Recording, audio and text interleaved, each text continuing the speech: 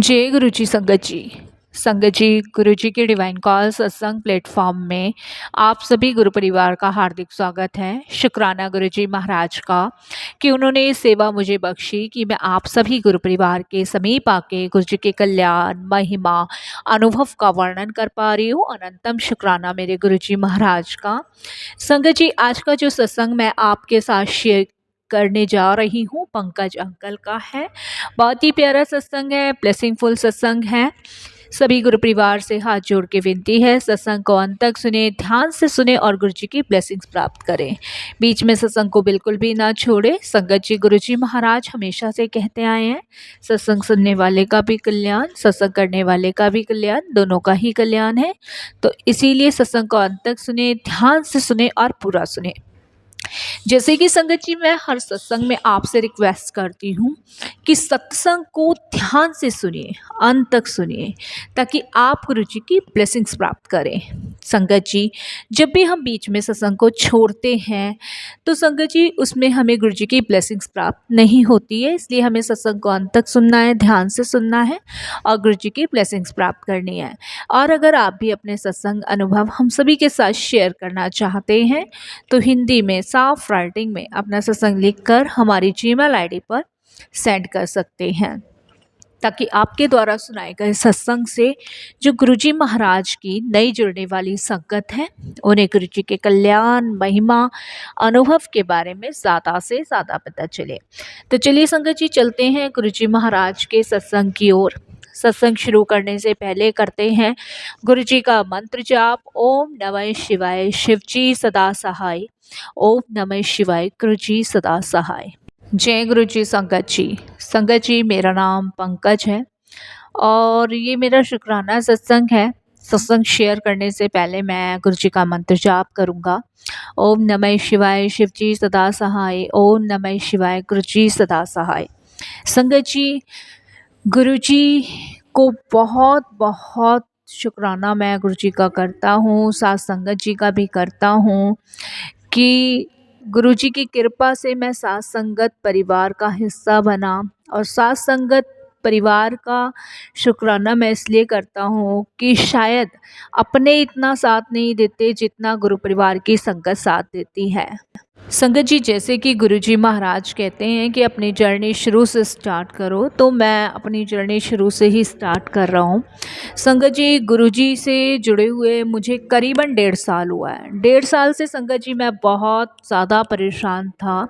परेशान तो पहले से ही चल रहा था, बट संगत जी 1.5 साल पहले से ना मेरे पास नौकरी थी, ना मेरी शादी हुई थी, और संगत जी मेरी जो एज थी वो करीबन 38 के आसपास की थी। और संगत जी, पहले मैं जयपुर की एक कंपनी में जॉब करता था, बट वो कहते हैं ना कि लाइफ में कुछ ऐसी चीज़ें हो जाती है कि जिनकी हमें खबर या भनक भी नहीं होती है। और संगत जी, किसी कारणवश मुझे जॉब छोड़नी पड़ी। मुझे लगा शायद कि कहीं और मुझे बेटर जॉब मिल जाएगी, तो इस रीज़न से संगत जी मैंने वहाँ पे जॉब छोड़ दी। और उसके बाद संगत जी करीबन 1.5 साल से मेरे पास कोई जॉब नहीं थी। और संगत जी काफ़ी सारे हम लोगों ने रिश्ते भी देखे, कहीं पे शादी की बात भी नहीं बन रही थी। और संगत जी, ये समझ लीजिए कि पूरी तरीके से मतलब सब चीज़ें ऐसा लग रहा था कि ख़त्म सी होती चली जा रही है। इधर मम्मी का शुगर बहुत ज़्यादा रहता था और उधर संगत जी मेरी जॉब भी नहीं थी। सारा घर का खर्चा वगैरह सब कुछ मुझे ही देखना था। और संगत जी, मेरी सिस्टर जो है वो दिल्ली रहती है, उत्तम नगर, और वो गुरुजी की संगत थी।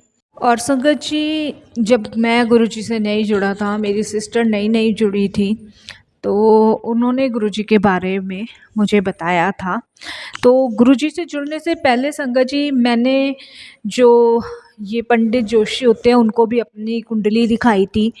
तो संगत जी, पंडितों और जोशियों ने मुझे बताया था कि मेरी कुंडली के ग्रह बिल्कुल ठीक नहीं चल रहे हैं, और इसलिए ना तो मेरा विवाह योग्य बन रहा है और ना ही मेरी कहीं अच्छी जॉब लग रही है। तो संगत जी, उन्होंने कुछ उपाय मुझे बताए थे जो मैंने करने शुरू किए थे, पर उससे भी कोई फ़र्क नहीं पड़ रहा था। तब संगत जी दीदी उस टाइम गुरुजी से नई नई जुड़ी थी और उन्होंने गुरुजी के बारे में मुझे बताया था तो संगत जी जब उन्होंने गुरुजी के बारे में मुझे बताया तो उन्होंने बोला कि मैं गुरुजी का लिंक तुम्हें व्हाट्सअप करूँगी और तुम गुरुजी महाराज के सत्संग सुनना और तुम देखना कि गुरुजी के जब तुम सत्संग सुनोगे तो तुम्हारे कैसे काम बनने शुरू हो जाएंगे। तो संगत जी मैं बिल्कुल टूट चुका था एक तरफ से और मुझे नहीं लगता था कि शायद मैं गुरुजी के सत्संग सुनूंगा तो उससे कोई फ़र्क पड़ेगा। वो कहते हैं ना, जब आदमी टूट जाए, परेशान हो तो समझ ही नहीं आता। तो संगत जी जब दीदी ने व्हाट्सएप पे मुझे गुरुजी का सत्संग भेजा तो मैंने गुरुजी के सत्संग सुनने शुरू किए। मुझे अच्छे लगे, फिर मंत्र जाप सुनना शुरू किया।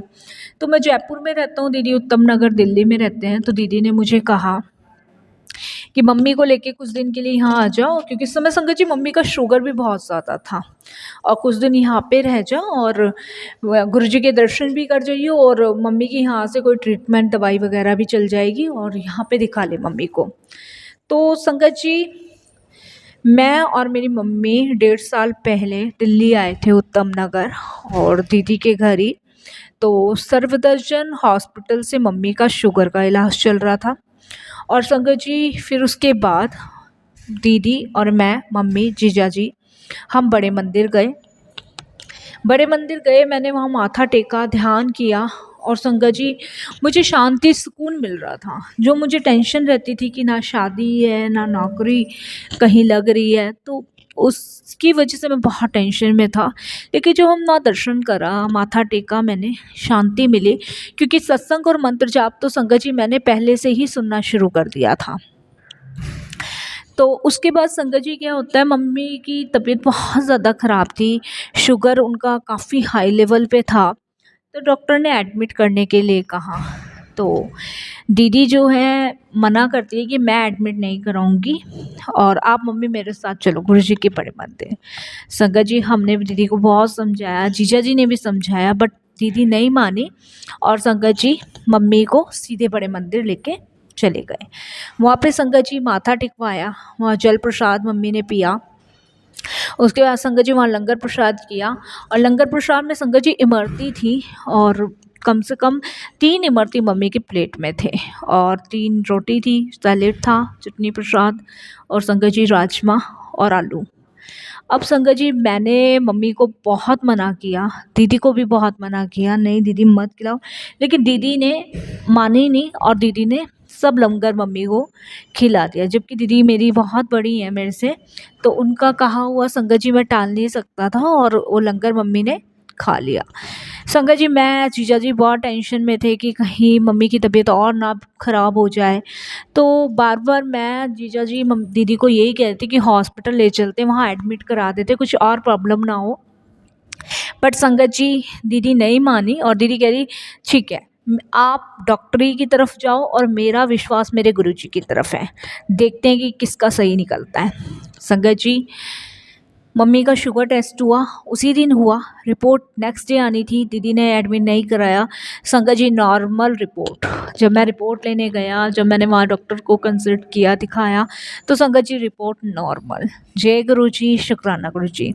ये पहला लाइफ का मैजिकल था गुरु जी की तरफ से संगत जी। उसके बाद संगत जी जब मम्मी की रिपोर्ट नॉर्मल आई, तब संगत जी उसके बाद मम्मी का मेरा विश्वास गुरुजी में बहुत ज़्यादा बढ़ा। तो संगत जी उसके बाद हम लोग, मम्मी जब नॉर्मल हुई, हम जयपुर चले गए, ट्रीटमेंट मम्मी का दिल्ली से ही चल रहा था। नॉर्मल चले गए संगत जी, दर्शन करके गए आखिरी बार। और उसके बाद संगत जी अभी हम घर नहीं पहुँचे थे कि करीबन संगत जी मेरे पास एक कंपनी से कॉल आता है, जहाँ संगत जी मैं करीबन 6 महीने से इंटरव्यू दे रहा था। हर एक कंपनी, कम से कम संगत जी 85 कंपनी में मैंने अपना रिज्यूम लगाया था और कहीं से भी कोई रिस्पांस नहीं आ रहा था। और जिस दिन जयपुर पहुँचे हैं उसी दिन कंपनी से फ़ोन आता है संगत जी। कैसे आता है, क्यों आता है, ये गुरुजी जाने, मुझे नहीं पता। और संगत जी वो मेरा सिलेक्शन करते हैं और वो मुझे बोलते हैं कि आप अपने जितने भी डॉक्यूमेंट्स हैं वो लेकर आ जाएं और आपके देखते हैं, अगर ठीक लगा तो रख लेंगे।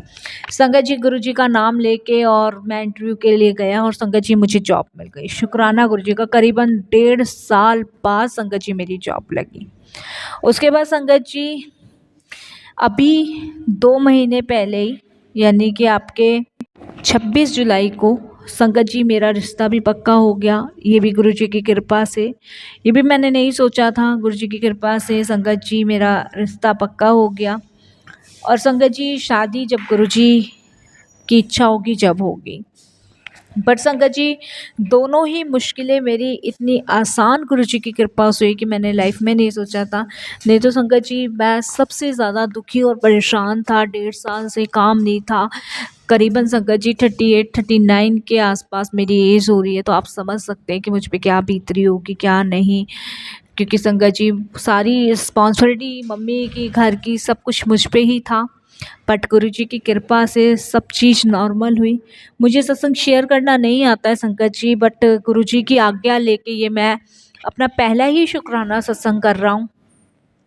कोई मेरे से भूल चूक होती है संगत जी मुझे माफ़ करना, क्योंकि वो कहते हैं ना, गुरु जी कहते हैं कि अपना सत्संग शेयर करना चाहिए। जब हम अपना सत्संग शेयर करेंगे तो हमारा भी कल्याण होगा और सामने वाली संगत का भी कल्याण होगा। तो इसीलिए संगत जी मैं अपना सत्संग शेयर कर रहा हूँ। बाकी जैसे जो गुरुजी ने लिखवाना था, जो बुलवाना था, वही मैंने बोला है। बाकी संगत जी गुरुजी ने जब से हमारा हाथ पकड़ा है, जब से संगत जी शायद हमारी लाइफ में वो खुशियों के पल वापस आ गए। जब पापा गए थे उसके बाद चले गए थे। पापा दीदी की शादी करके ही एक्सपायर हो गए थे। उसके बाद से संगत जी हम संभल के भी नहीं संभल पाए। सब कुछ ख़त्म हो गया था और संगत जी पूरी कोशिश की थी, बिल्कुल नहीं संभल पाए। लेकिन गुरुजी के आने के बाद संगत जी ऐसा लगता है कि मेरे पिता के रूप में गुरुजी महाराज मिल गए हैं। उन्होंने ऐसा हमें संभाला है इस 1.5 सालों में कि मैं संगत जी कभी अपनी लाइफ में नहीं सोच सकता था। सच में सारी खुशियाँ हमें वापस मिल गई। इस सब चीज़ों के लिए गुरुजी महाराज का कोटि दान शुक्राना करता हूँ। फिर गुरुजी की आज्ञा होगी तो मैं फिर बहुत जल्द अपना और भी शुक्राने का सत्संग शेयर करूँगा। संगत जी कोई भी भूल चूक हो, कैसी भी भूल चूक हो, क्षमा कीजिएगा। वाणी को विराम देता हूँ गुरुजी के पवित्र मंत्र जाप के साथ। ओम नमः शिवाय, शिव जी सदा सहाय। ओम नमः शिवाय, गुरुजी सदा सहाय। जय गुरुजी। शुक्राना मेरे गुरुजी महाराज का। Love you Guruji, so much so much. ऐसे ही अपने चरण कमलों से लगाए रखना। अनंतम अनंतम शुक्राना गुरुजी। Love you love you love you so much.